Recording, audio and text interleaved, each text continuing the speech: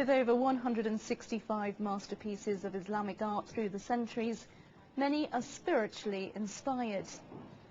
And they all come from the private collection of the leader of the Shia Ismaili community, Aga Khan, and are on display at the Ismaili Centre in London.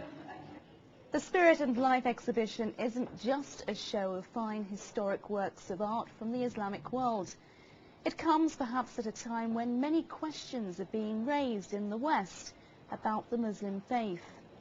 The Aga Khan aims to mix politics with culture by using art as a new means to restore good relations between the West and the East.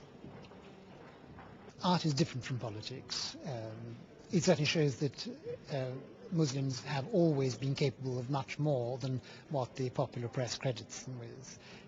And I think certainly the representation of culture and a cultural achievement is a bridge that should always be not only built but crossed from both sides. The exhibition features a wide variety of international artefacts, from instruments to ceramics to books, each piece offering a fascinating insight into Muslim civilizations that's never been seen in London before. The collection will then travel to the Louvre in Paris and on to Portugal, before making the future Aga Khan Museum in Toronto, Canada, its home in 2010.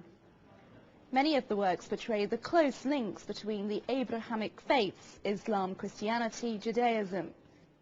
This 11th century canon of medicine originated in Iran and was used by the Middle East and Europe as the standard medical textbook for almost 500 years.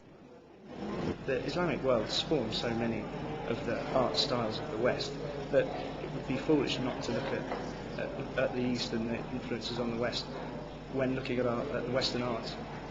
You know, you've got to go look at the East to understand what happened in the West. A medicine jar such as this one was produced in Syria in the 14th century in large quantities. They were exported to Europe and Italy in particular. Yet another example of how the East and the West have been connected in history. So the vision of this art exhibition is unique. While celebrating great masterpieces, it's teaching all aspects of Islam, its pluralism, its interpretations of the Quran, its history and its social diversity. The objective? To educate Western society in the hope of eradicating East-West hostility. Amanda Burt, Press TV, London.